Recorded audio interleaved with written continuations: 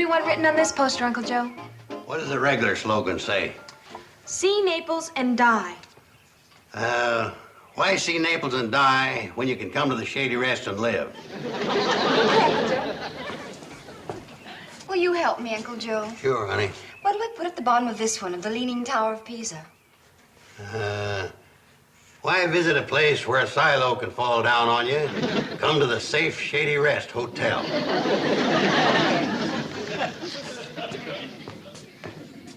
Why are you girls out here when there's a stack of dishes in the kitchen? Well, they're helping me with my advertising, Kate. Helping me grease the wheels of progress. You see, people spend most of their lives planning to do something, and it takes advertising to make them get up and do it. Advertising gets results. You could be right. Can I try? Well, sure, Kate. Being in my flesh and blood, you ought to have a natural bent for advertising. I knew you'd come around to my way of thinking. There for a while, you was about as narrow-minded as an old-maid fishing worm. Thanks. I sure hope this brings results. When are you going to dig that drainage ditch down by the railroad track? I advertised. How soon do I get results? Well, now, Kate, I was figuring on getting started at that as soon as my arthritis cleared up. Uncle Joe, you don't have arthritis. Petty Joe, when a man's not fixing to do something, one excuse is as good as another. I never said I wasn't going to do it. Well, I guess advertising is just not as persuading as it used to be. Well, that ain't true. Now, if you'll excuse me, I'll get started. Oh, you going down the tracks and start digging? No, I'm going to find somebody I can start persuading. Say, did Charley and Floyd do through here on their first run? You're not going to get Charley and Floyd to do your work for you. They went on through while you were still asleep. Had to meet Mr. Bedloe in Hooterville. Don't tell me he's back again. Yep, and I sure hope he's not going to stir up more trouble for us and try and close down the Cannonball again. Don't worry, Kate. I can take care of Bedloe. He don't scare me none because he's vice president of the railroad. Them city slickers like him's my meat. Then that makes me a vegetarian.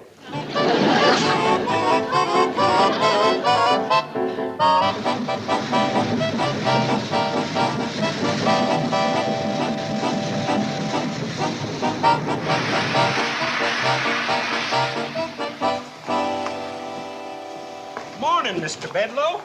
What kind of a scheme have you got in mind for trying to close us down this time? One little work.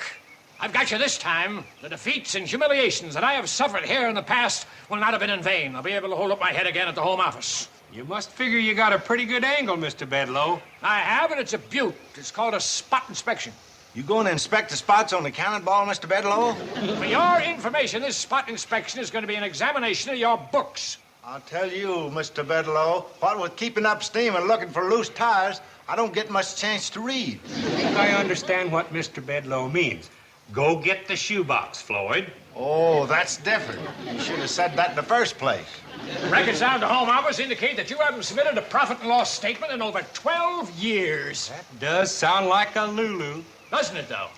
But the profits usually take care of the losses, and it all comes out even so. Why send in a report when all it's going to mean is just a lot of extra work for you? Well, I appreciate your solicitude, but I'll be the judge.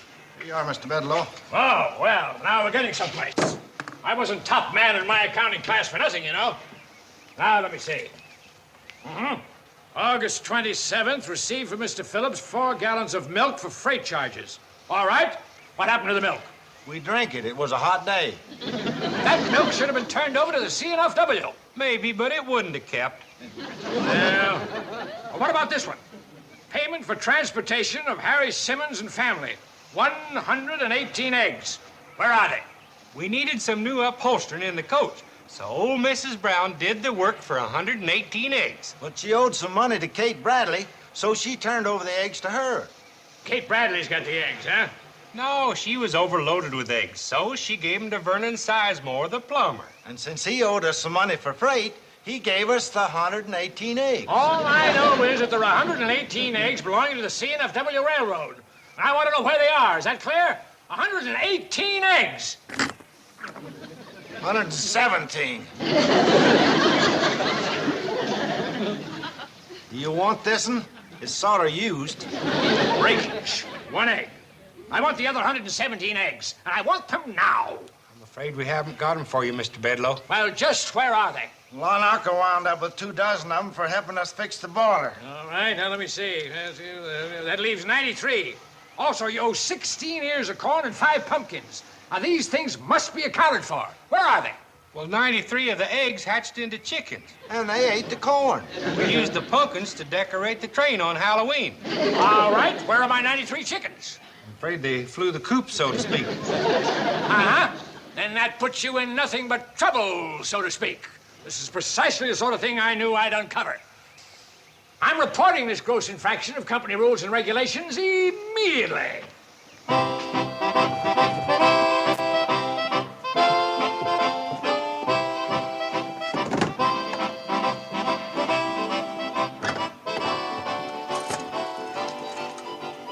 Operator, I want to put in a long-distance call to the home office of the CNFW Railroad.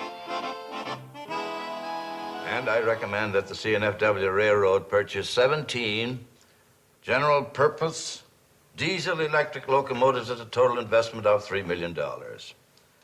This will increase our annual net income a minimum of about $250,000.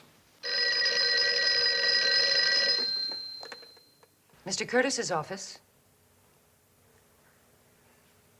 Mr. Bedloe calling from Hooterville. What? Bedloe? You're not supposed to be in Hooterville bothering those people. But, Chief, it's my day off. I've uncovered some fraudulent action in connection with the Hooterville Cannonball.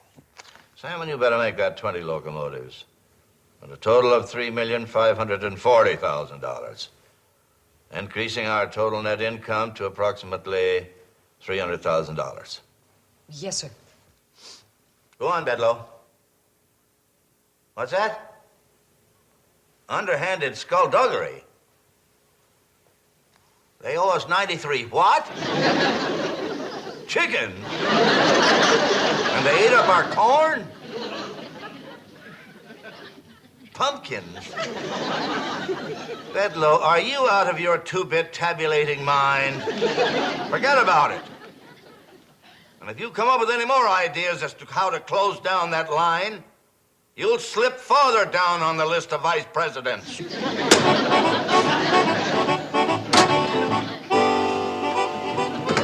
How'd everything go, Mr. Bedloe? Oh, shut up. I reckon things didn't go too well, Floyd. Appears that way, don't it? Mark my words, I'll get that train yet. I have to tear up every foot of track with my bare hands. I'll get that mechanical nightmare going. I'm going to ride it until I find a way to wreck it. Right glad to have you aboard, Mr. Bedloe. Yes, sir. Now that'll be 35 cents cash or 6 eggs.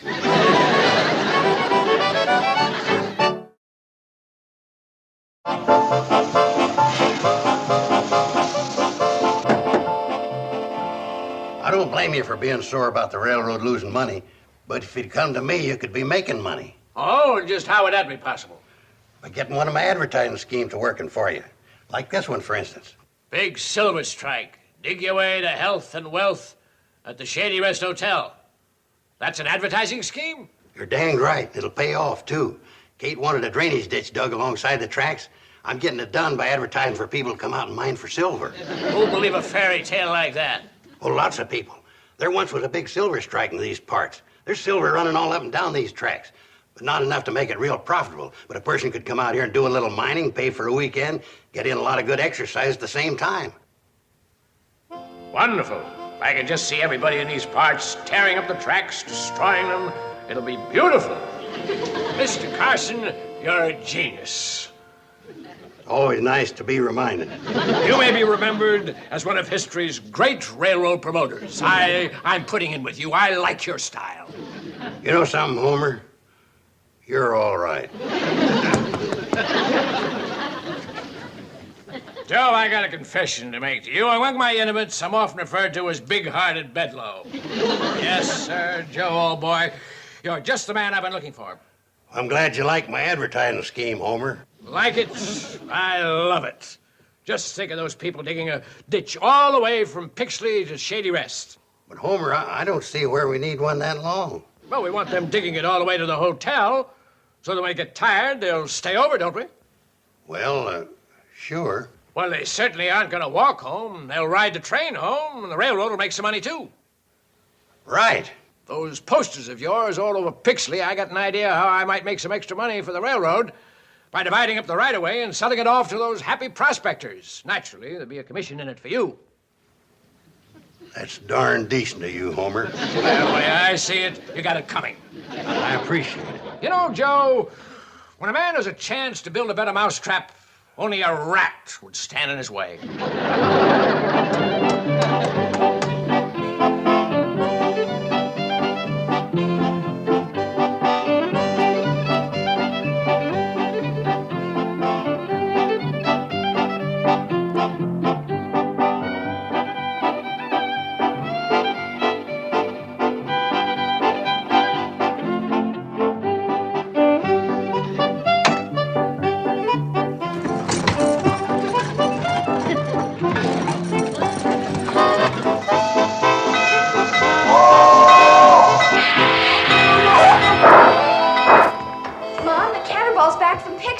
And Uncle Joe got off with Mr. Bedloe.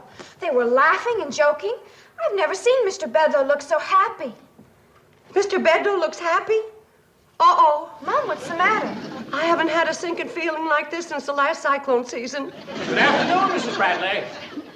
I can't tell you how I've looked forward to returning to the glow of your hospitality and the warmth of your heart. I expect the next few days to be the happiest of my life. I wish I expected as much. Give my buddy Homer the best room in the house, Kate. Thank you, Mrs. Bradley. He's a fine fella, Kate. Just took a little knowing. Like the book says, each man's his brother's keeper. Acting so friendly with Bedloe makes me wonder if you don't need a keeper. What were you doing in Pixley with him? Well, Homer and I just set up a booth, and I put up my posters. What's Bedloe got to do with you in the booth, and why Pixley? Well, for one thing, they ain't as used to my advertising schemes in Pixley, like my latest one. Dig your way to health and wealth at the Shady Rest. Exactly what does that mean? We let it be known there was a vein of silver running alongside the tracks all the way from Pixley to the Shady Rest. A vein of silver from Pixley to the Shady Rest? Yeah, Homer was nice enough to sell the people leases reasonable so they could start digging immediately. Uncle Joe, do you realize what you've done? People won't just dig beside the track, they'll dig up the track itself. Bedloe won't have to discontinue the railroad. All he'll have to do is have it carted away. I never thought of that. I was just hoping to put the Shady Rest on the map. He'll be on the map, all right, as a detour. What are you gonna do? Two things. Number one, I'm going back to calling Homer Mr. Bedloe. Number two, I'm going to start another rumor. Another rumor? Yeah, that the first one was started by an idiot.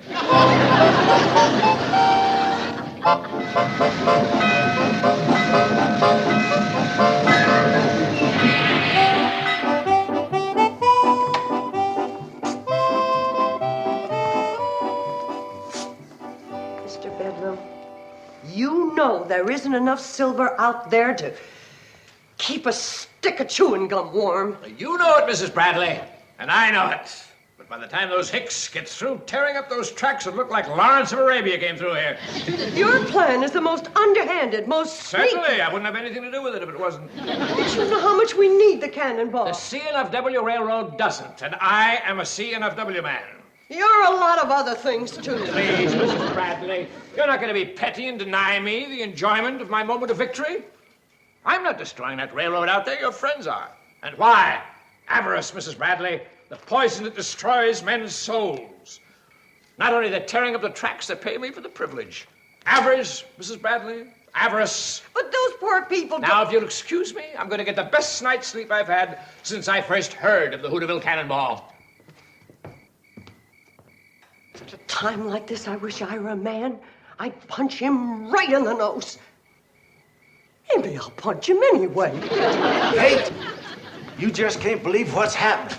The railroad between here and Pixley is a mess. We made the run to Pixley and back, but it was terrible. As the last wheels of the cannonball passed over a rail, it was tore up. You never saw so many loose tires, just begging to be burned. Did you tell the diggers there wasn't enough silver in the ground to bother with? Well, I tried, but I could hardly make myself heard over the noise of the shovels. Well, did you try to buy back the leases they bought from Bedloe? That idea backfired on us, Kate. What happened? They figured if someone wanted to buy the leases from them, it's just possible there might be a rich vein of silver down there.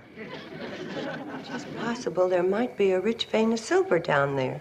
Oh, no, not you too, Kate. Floyd, you just gave me a great idea. I did? Yeah. How soon can you get the engine hot? 5 or 10 minutes. Well, it's got to be hotter than it's ever been before. You intending to cook something? A railroad vice president's goose. Kate, could I ask you something? Seeing as my idea's so good, would you mind telling me what it is?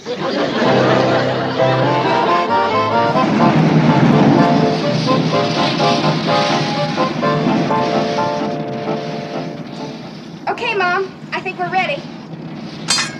Oh, Mom, I hate to see you part with all your silver. Forget it. This way I can cut down on my polishing. When I think of all the lovely food I've stoked down with that fork, I get a lump in my throat. Don't you worry about it. If we don't keep the cannonball running, we're all going on a starvation diet anyway. Can we get a little more heat, Charlie? Any more heat'll melt the whole locomotive. Sort of makes me feel a little like the Lone Ranger. How's that, Mom? I owe Silver to the rescue.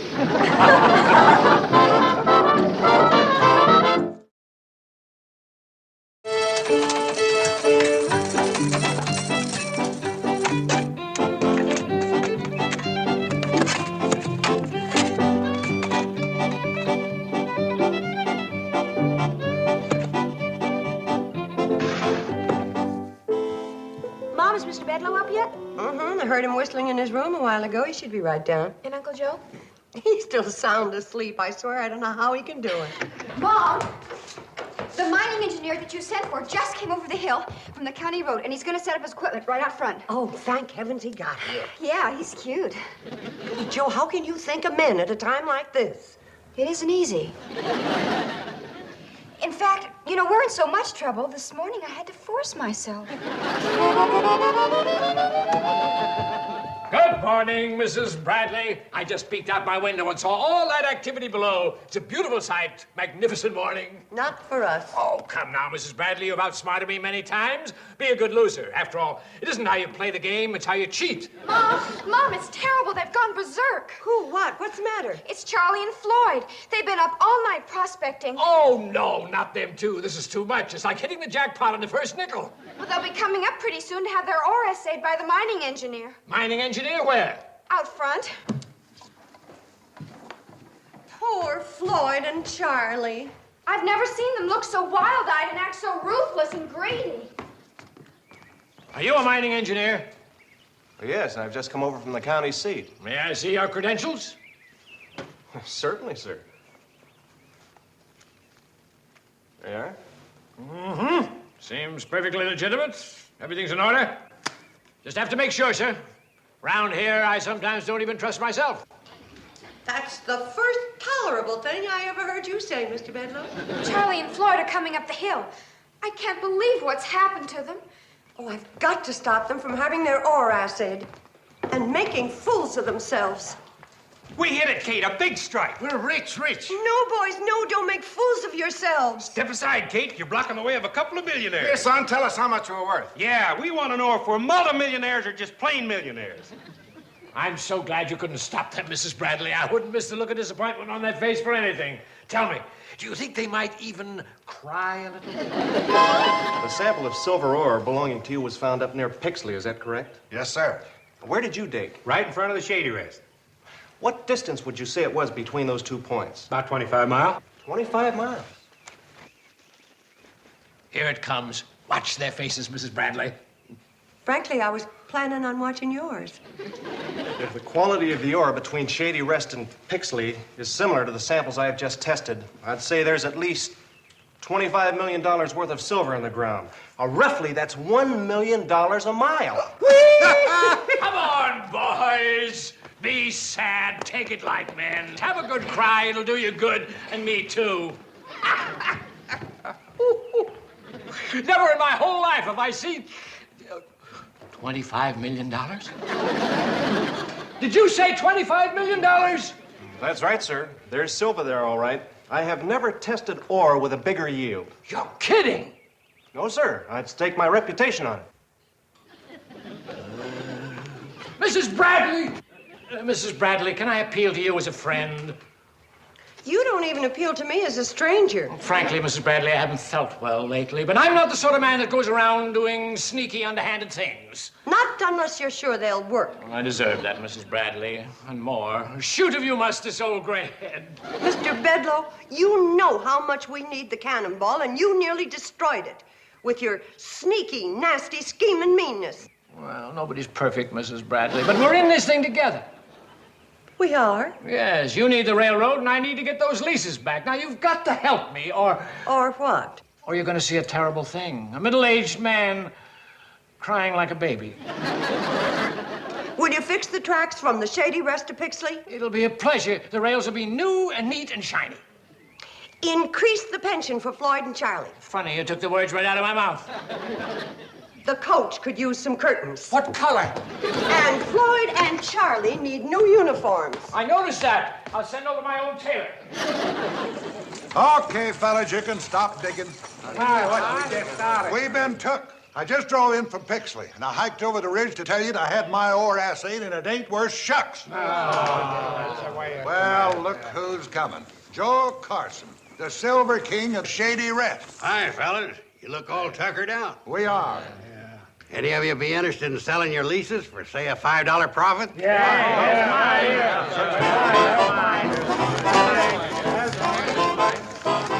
Mr. Bedloe, you keep your end of the bargain, and I promise I'll keep mine. Well, thank you, Mrs. Bradley. But people around here know you, and they love you and respect you. Lie to them. They'll believe you. We're rich, Kate. We're dag-nab-dab blasted rich. Uncle Joe, what are you saying? I bought up every lease between here and Pixley. You didn't. I only had to pay an extra $5 per lease for them. We can buy all them IOUs back out of our millions. Those are my leases. I'll buy them back right now. And a pig's eye, Bedloe. Listen to him, Kate. He's off his rocker. Uncle Joe, sell him the leases. What's the matter? You falling off yours, too? Sell him the leases. There are leases. Sell them. Never. A promise is a promise. I never made one. I made one for you. Sold. They're mine, all mine. Wasn't that the greatest ride to Pixley on the Cannonball Moth? And that new track. It's so smooth. Mm-hmm. Like running your hand over the top of Floyd's head. How can you be so calm with Bedloe back in town again? Oh, I wouldn't worry about him, Uncle Joe. Why, because Nutty Norman's with him? Mr. Curtis seems to have some strange power over Mr. Bedloe. You know, I don't understand you, Bedloe. You allocate $2,000 to relay this roadbed. And you were the one who wanted to discontinue the line. But, Chief, I've explained that. We needed to restore this track so that the Cannonball could haul the silver out for us. Oh, yes, the silver, yes. Well, get busy. Start digging. Oh, but, Chief, this is the 23rd hole I've dug, and we've had that ore assayed in New York and Chicago and Hong Kong, and the report's always the same. Nothing. Dig. But, Chief... Dig.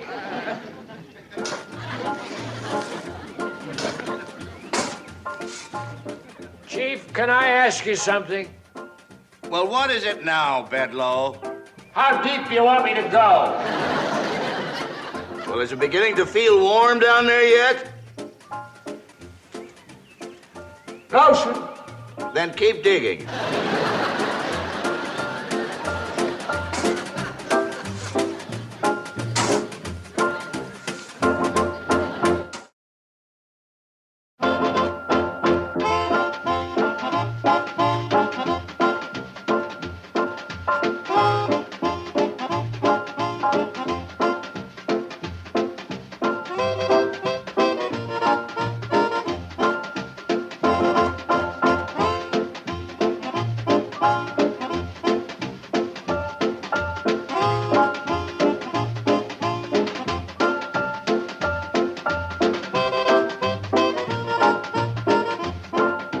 Petticoat Junction. This has been a Filmways presentation.